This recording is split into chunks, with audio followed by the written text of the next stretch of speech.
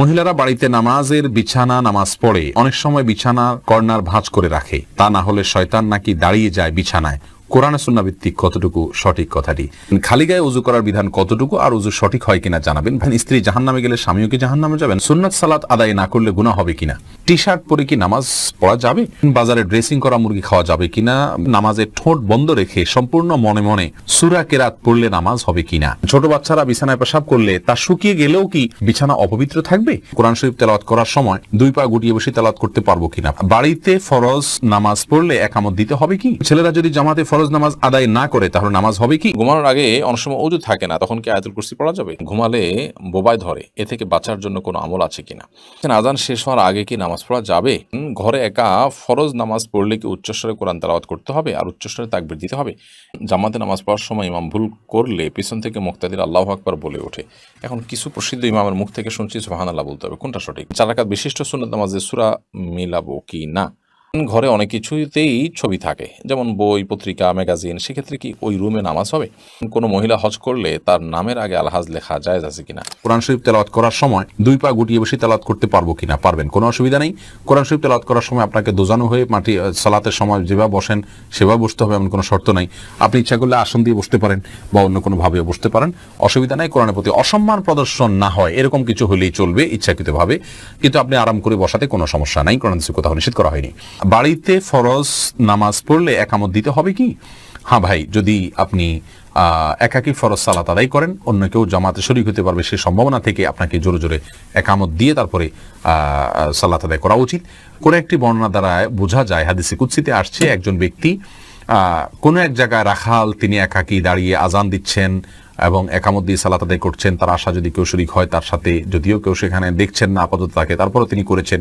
এ ব্যক্তির জন্য বিশেষ ফজিলতের কথা রয়েছে হাদিসে কুদসিতে, যার কারণে আমরা বলি বাসায়ও যদি আপনি একাকী সালাত আদায় করেন, কোনো কারণে জামাত চলে গেলে মসজিদে আপনি একামত দিয়ে নেবেন এবং এমনভাবে পড়বেন যাতে কেউ আপনার সাথে সম্ভব হলে শামিল হতে পারে। এরপরের প্রশ্নে চলে যাচ্ছি। মোহাম্মদ ওমর ফারুক প্রশ্ন করেছেন, ছেলেরা যদি জামাতে ফরজ নামাজ আদায় না করে তাহলে নামাজ হবে কি? নামাজ হয়ে যাবে। একটা হাদিস এক্ষেত্রে আছে, লা সালাতা লিজারিল মসজিদে ইল্লা ফিল মসজিদে, যে ব্যক্তি মসজিদের প্রতিবেশী তার সালাত মসজিদে ছাড়া হবে না। এই হাদিসটির সনদ বিশুদ্ধভাবে প্রমাণিত নয়, হাদিসের সনদের ভিতরে দুর্বলতা রয়েছে, আর সেই কারণে এই হাদিসের সনদের দিকে তাকায় আমরা তার সালাত হবে না সেটা বলবো না। তবে মুসলিমের অবশ্যই জামাতের সাথে সালাত আদায় করা উচিত। নবী সাল্লাল্লাহু আলাইহি ওয়াসাল্লাম যারা বাসায় সালাত পড়ে বা মসজিদে জামাতে শামিল হয় না তাদের ঘর বাড়ি জ্বালিয়ে দিতে চেয়েছেন। এটা বোঝা যায় এখান থেকে যে জামাতে সালাত আদায় করা ওয়াজিব, বিনা ওজরে এটা তরক করা হারাম এবং গুনাহের কাজ। সেতাব আপনি জানতে চেয়েছেন, নামাজে ঠোঁট বন্ধ রেখে সম্পূর্ণ মনে মনে সূরা কেরাত পড়লে নামাজ হবে কিনা? ভাই খালেদ, নামাজে যদি আপনি ঠোঁট বন্ধ রেখে মনে মনে সূরা কেরাত পড়েন তাহলে আপনার সালাত হবে না। কারণ ইসলাম শরিয়াতে যে সমস্ত জায়গায় আমাদেরকে পাঠ করতে নির্দেশ করা হয়েছে, বলতে নির্দেশ করা হয়েছে, সেখানে আমাদেরকে ঠোঁট এবং জিহ্বার উচ্চারণ করে বলতে হবে। ঠোঁটের যদি ব্যবহার না হয়, জিহ্বার যদি ব্যবহার না হয়, তাহলে সেটাকে বলা হয় না, ওইটাকে বলা হয় মনে মনে কল্পনা জল্পনা করা। আপনাকে বলতে বলা হয়েছে, সূরা পড়তে বলা হয়েছে, আর এই পড়াটা হবে মুখ এবং ঠোঁট নড়লে। যদি না পড়েন তাহলে, না নড়ে তাহলে সেক্ষেত্রে পড়াটা হয়নি। বিধায় মনে মনে যদি আপনি কেরাত পড়েন, সূরা পড়েন, তাহলে সেক্ষেত্রে এটা জায়েজ হবে না। রানা সিদ্দিক জানতে চেয়েছেন, বাজারে ড্রেসিং করা মুরগি খাওয়া যাবে কিনা? ভাই রানা, বাজারে ড্রেসিং করা মুরগি খাওয়া যাবে, তবে না খাইলে ভালো, ঝামেলা মুক্ত। অনেক ওলামা ইকরাম নিষেধ করেন, এই জন্য তারা বলেন যে পানিতে চুবানো হয় ড্রেসিং করার জন্য, সেই পানিটাতে যখন চুবানো হয় নাড়ি বুড়ি যদি ভিতরে থাকে, তাহলে সিদ্ধ গরম পানিতে ওটা চুবানো হলে ওই নাপাক যেগুলো নাড়ি বুড়িতে আছে, পায়খানা ইত্যাদি, সেগুলো গোশতের সাথে মিশে যেতে পারে, এই জন্য নিষেধ করেন। আসলে এত অল্প সময়ের জন্য যে চুবানো হয় কয়েক সেকেন্ডের জন্য, এত অল্প সময়ের মধ্যে ওই নাপাকই এটা গোশত পর্যন্ত পৌঁছায় না, যার কারণে গোশতের মধ্যে কোনো দুর্গন্ধ আমরা দেখি না, স্বাদটাও নাপাকের আসে না, কোনো আলামতও আসে না, যার কারণে এটাকে আমরা হারাম মনে করি না। তারপরেও যেহেতু আমাদের ইখতিলাফ আছে, মতপার্থক্য আছে, যদি এটা অ্যাভয়েড করা যায়, বিকল্প পন্থা করা যায়, সেটা বেশি ভালো। অর্থাৎ নাড়িবুড়ি ফেলে দিয়ে তারপরে ফ্রেশ পানিতে চুবাই ড্রেসিং করলেন, তাহলে কোনো সমস্যা নেই। টি শার্ট পরে কি নামাজ পড়া যাবে? ভাই শাহিন, টি শার্ট পরে আপনি সালাত আদায় করতে পারেন, তো মনে রাখবেন সালাত আদায়ের ক্ষেত্রে মৌলিক নির্দেশনা আল্লাহ সুবহানাহু ওয়া তাআলা বলেছেন, ইয়া আইয়ুহাল্লাযীনা আমানু খুযু যিনাতাকুম ইনদা কুল্লি মাসজিদ। হে ঈমানদাররা, প্রত্যেক সালাতের সময় তোমরা সুন্দর ভাবে সালাত আদায় করবে, সুন্দর পোশাক পরবে বা সুন্দর পোশাক পরবে। তো এই জন্য এমন কোনো পোশাক পরা উচিত নয় সালাতের সময় যে পোশাক পরে আপনি সম্ভ্রান্ত কোনো জায়গায় যাবেন না, মান্যগণ্য কোনো ব্যক্তির কাছে যাবেন না, সেরকম কোনো পোশাক পরা উচিত নয়।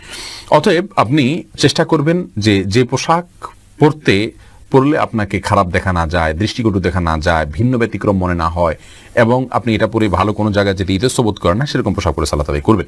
নাবিল শাহরিয়ার জানতে চেয়েছেন, স্ত্রী জাহান্নামে গেলে স্বামীও কি জাহান্নামে যাবে? না ভাই নাবিল, এটা কোনো জরুরি না যে স্ত্রী জাহান্নামে গেলে স্বামীও জাহান্নামে যাবে। লূত আলাইহিস সালাতু ওয়াস সালামের স্ত্রী জাহান্নামে যাবে, কিন্তু তাই লূত আলাইহিস সালাম তো জাহান্নামে যাবেন না।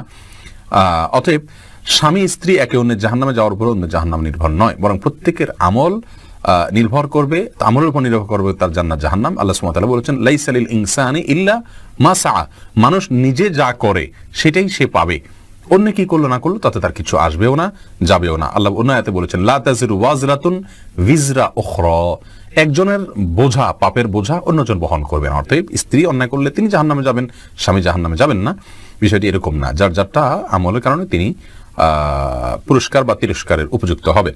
এরপরে রাকিব কাজী সালেহ, আপনি জানতে চেয়েছেন খালি গায়ে ওযু করার বিধান কতটুকু আর ওযু সঠিক হয় কিনা জানাবেন। ভাই রাকিব, ওযুর ক্ষেত্রে শরীয়তে খালি গা বা জামা কাপড় পরা কোনোটি নির্দেশ করেনি। অতএব ওযুর ক্ষেত্রে আমরা খালি গায়ে যদি থাকি তাহলে কোনো প্রকার অসুবিধা নেই। ওযুর ক্ষেত্রে আপনি খালি গায়ে ওযু করতে পারবেন, কোনো সমস্যা নেই ইনশাআল্লাহ। না হাফেজ, আপনি জানতে চেয়েছেন ছোট বাচ্চারা বিছানায় পেশাব করলে তা শুকিয়ে গেলেও কি বিছানা অপবিত্র থাকবে?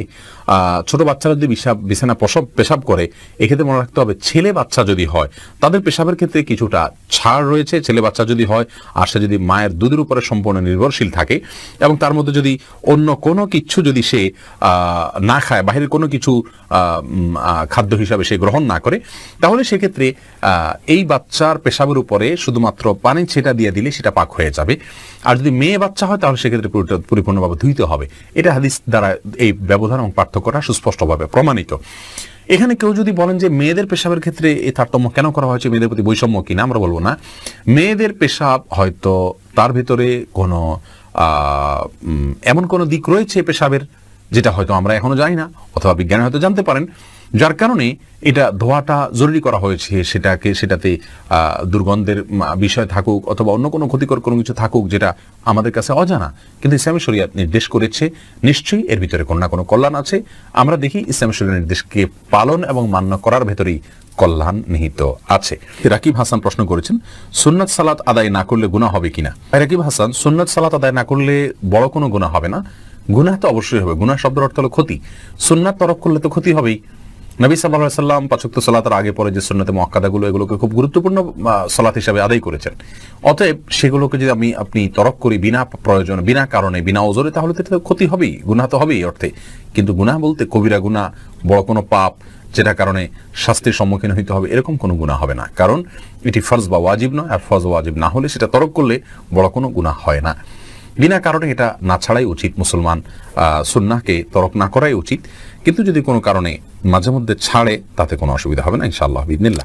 সিয়াম মিয়া, আপনি লিখেছেন জামাতে নামাজ পড়ার সময় ইমাম ভুল করলে পিছন থেকে মুক্তাদির আল্লাহু আকবার বলে ওঠে।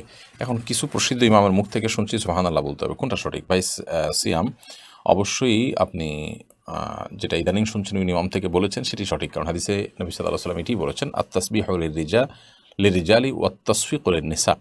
নামাজের মধ্যে ইমাম সাহেবের ভুল হলে যারা পুরুষ তারা তাসবিহ পড়বেন, সুবহানাল্লাহ বলে উঠবেন। সুবহানাল্লাহ এর শব্দের অর্থই হলো আল্লাহ পবিত্র। এটা আশ্চর্যের সময় মানুষ বলা হয় যারা ইমাম সাহেব এটা কী করছেন, এই টাইপের বিষয়। আল্লাহু আকবার হলো বড় কোনো অর্জন হয়ে গেলে ইতিবাচক ইয়েতে সাধারণত আল্লাহু আকবার ব্যবহার হয়ে থাকে। অতএব এখানে আল্লাহু আকবার না বরং সুবহানাল্লাহ বলা উচিত, সেটি হাদিসের নির্দেশনা। আল্লাহু আকবার চলে আসছে আমাদের সমাজে কোনোভাবে, তো শুদ্ধটারই চর্চা আমাদের করা উচিত।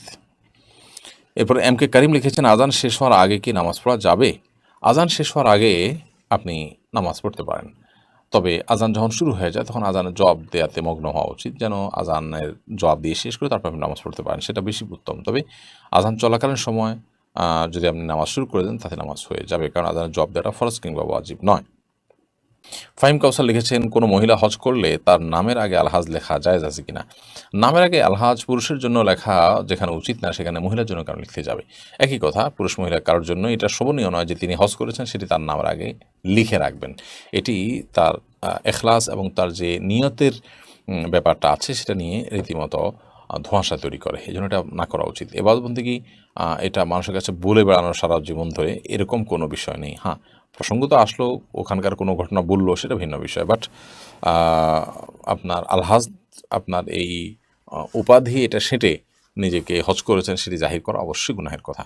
বুলবুল তানিম আপনি জানতে চেয়েছেন, মহিলারা বাড়িতে নামাজের বিছানা নামাজ পড়ে অনেক সময় বিছানার কর্নার ভাঁজ করে রাখে, তা না হলে শয়তান নাকি দাঁড়িয়ে যায় বিছানায়, কোরআনে সুন্নাহ ভিত্তিক কতটুকু সঠিক কথাটি? ভাই বুলবুল, বাড়িতে নামাজের বিছানা নামাজ পড়ার সময় কর্নার ভাঁজ করে রাখা, শয়তান দাঁড়াবে সেই ভয়ে, এটা কুসংস্কার। এর সাথে ইসলামের শরীয়তের কোনো সম্পর্ক নাই। কোরআন হাদিসে কোথাও বলা হয়নি যে কেউ সালাতের জন্য দাঁড়ালে তার জানামাজটা যদি বড় হয় তার কোনায় শয়তান দাঁড়াবে, এরকম কোনো কথা নেই। জামাতবদ্ধ সালাতে পুরুষরা যখন পাশাপাশি দাঁড়িয়ে সালাত আদায় করবেন তখন কাতারের মধ্যখানে যদি ফাঁকা থাকে সেখানে শয়তান দাঁড়ায়, এটা হাদিস দ্বারা বোঝা যায়। এজন্য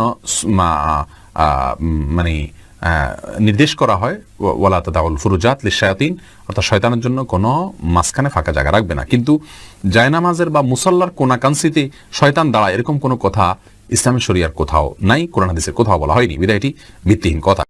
মাসুক আহমদ আপনি লিখেছেন, ঘুমালে বোবায় ধরে, এ থেকে বাঁচার জন্য কোনো আমল আছে কিনা?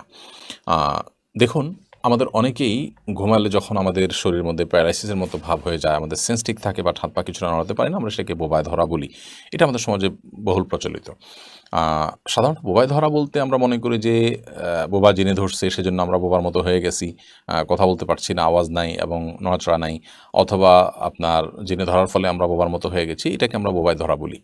আসলে এটা জিনে ধরা, এটি কোরআন হাদিসের আলোকে যেমন প্রমাণিত না, এবং ইসলামী শরীয়তের দৃষ্টিকোণ থেকে এটাকে জিনের ধরার কারণে এরকম হয় যেমনটি বলা হয়নি। বরং এটার বৈজ্ঞানিক ব্যাখ্যা আছে। আমরা জানি যে এটাকে বলা হয় আপনার স্লিপ, কি বলে এটাকে, পক্ষাঘাতগ্রস্ত, মানে ঘুমে স্লিপ প্যারালাইসিস, বা আপনার ঘুমন্ত অবস্থায় পক্ষাঘাতগ্রস্ত হওয়া সাময়িক সময়ের জন্য, অল্প সময়ের জন্য, মুহূর্তের জন্য এরকম হয়ে থাকে। তো এরকম যদি হয় তাহলে সেক্ষেত্রে চিকিৎসকদের বিভিন্ন পরামর্শ আছে এটি কেন হয়। সাধারণত না ঘুমালে, ঘুম গভীর না হলে, শুয়ে থাকলে, বিভিন্ন ডিভাইস আশপাশে রাখলে, সেগুলো চালু থাকলে, সেগুলোর কারণে অনেক সময় এরকম অসুবিধা হতে পারে। শরীর অত্যধিক ক্লান্ত থাকলে এরকম হতে পারে, এবং দিনের বেলা ঘুমের অভ্যাস থাকলে রাতের বেলা এরকম হতে পারে। এই জন্য দিনের বেলা যথাসম্ভব না ঘুমিয়ে রাতে তাড়াতাড়ি ঘুমিয়ে যাওয়া উচিত, এবং লম্বা সময় ধরে খুব মন ভরে ঘুমানো উচিত, এবং ডিভাইস ইত্যাদি থেকে যথাসম্ভব ঘুমের আগে থেকে দূরে থাকা উচিত, এবং এগুলোকে দূরে রাখা উচিত, এবং সম্ভব হলে বন্ধ করে বা এরোপ্লেন মোড দিয়ে রাখতে পারলে ভালো হয়। তো এগুলোর মাধ্যমে ইনশাআল্লাহ দিল্লাহ এখান থেকে রক্ষা পাওয়া যাবে। চিকিৎসকগণ এবং এ বিষয়ে বিশেষজ্ঞগণ নানা রকম পরামর্শ আমাদেরকে দিয়েছেন, বিধায় সেগুলো আমরা করব। এর বাইরে ওই মুহূর্তে আমি আল্লাহ তাআলা স্মরণ করে আল্লাহর কাছে পানা চাইতে পারি।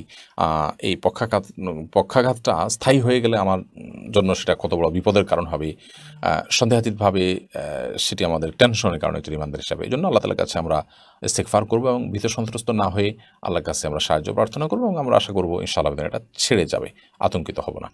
তো এই বিষয়ে তারা পরামর্শ দিয়ে থাকেন। এর বাইরে ইমানদার হিসেবে যেটা বললাম যে ওই মুহূর্তে আপনি সেন্স আছে, সেন্স কাজ করছে, তো আল্লাহ তাআলার কাছে আপনি মনে মনে দোয়া করতে থাকেন, মুখে আওয়াজ করতে না পারলেও কোনো অসুবিধা নেই। এবং পক্ষাঘাতগ্রস্ত মানুষ, প্যারালাইসিস হওয়া মানুষগুলো কত কষ্ট করে, আমরা এই মুহূর্তের জন্য আমরা এতটা ভীত সন্ত্রস্ত হয়ে পড়ি, তাহলে তাদের জন্য সেটি কত কষ্টের কারণ হয় সেটি আমাদের বোঝা উচিত, উপলব্ধি করা উচিত, এবং আল্লাহর কাছে শুকর আদায় করা উচিত। আল্লাহ আমাদের সুস্থ রেখেছেন, ভালো রেখেছেন। শিলা আক্তার লিখেছেন, ঘরে অনেক কিছুতেই ছবি থাকে, যেমন বই, পত্রিকা, ম্যাগাজিন, সেক্ষেত্রে কি ওই রুমে নামাজ হবে? তাছাড়া বাচ্চাদের বিভিন্ন খেলনাও থাকে। বনশীলা, ঘরে বিভিন্ন আসবাবপত্রে যদি প্রাণীর ছবি থাকে তাহলে সেক্ষেত্রে সেই রুমে, বিশেষ করে এটা প্রকাশ্যে যদি থাকে টাঙানো ইত্যাদি, তাহলে সেখানে নামাজ না পড়ে, যেখানে নাই সেখানে নামাজ পড়া উচিত। অথবা ওখানে নামাজ পড়তে হলে সেটিকে যথাসম্ভব ঢেকে কোনো কিছু দিয়ে চাপা দিয়ে তারপরে, বা ড্রয়ার ইত্যাদিতে রেখে তারপর নামাজ পড়া উচিত। না হলে এটি মাকরু হবে। তবে সেখানে নামাজ হবে না এরকম না, নামাজ হয়ে যাবে। এমডি আকরাম হোসেন লিখেছেন, ঘরে একা ফরজ নামাজ পড়লে কি উচ্চস্বরে কোরআন তেলাওয়াত করতে হবে আর উচ্চস্বরে তাকবীর দিতে হবে? একা একা যখন আপনি তেলাওয়াত করবেন তখন নীরবে কিংবা উচ্চস্বরে যে কোনোভাবে পড়তে পারেন, যদি অন্য কারোর ডিস্টার্বের আশঙ্কা না থাকে আপনি উচ্চস্বরে পড়তেই পারেন।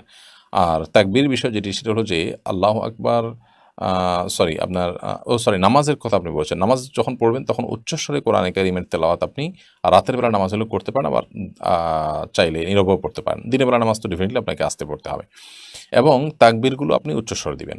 সেই সাথে একামত দিবেন। একামত দিয়ে ইমামের যেভাবে নামাজ পড়ায় ঠিক ওইভাবে আপনি নামাজ পড়বেন। উদ্দেশ্য হলো অন্য কেউ যেন আমার তাকবীর শুনে, আমার একামত শুনে আমার সাথে এসে শামিল হয়, যোগ দেয়। এমনকি নফল নিয়তে এসে যোগ দিলেও আপনি জামাতের সওয়াব পেয়ে গেলেন। সেই যে উদ্দেশ্যে আপনি এটি করতে পারেন। সুমন আহমেদ আপনি লিখেছেন 4 রাকাত বিশিষ্ট সুন্নত নামাজে সূরা মিলাবো কি না? জি, সুন্নত নামাজ হলে যে সূরা মেলানো লাগবে না ব্যাপারটা সেরকম না। সুন্নত নামাজেও সূরা মিলাবেন। আব্দুস সাত্তার লিখেছেন ঘুমানোর আগে অনেক সময় অজু থাকে না, তখন কি আয়াতুল কুরসি পড়া যাবে? অবশ্যই পড়া যাবে। আয়াতুল কুরসি পড়ার জন্য অজু করা জরুরি না। মুখস্থ তেলাওয়াত করতে হলে অজু আবশ্যক না। বিধায় আপনি অবশ্যই ঘুমানোর আগে অজু না থাকলে আয়াতুল কুরসি কেন 3 কুল কোরআন কারীমের অন্যান্য সূরাও আপনি পাঠ করতে পারবেন।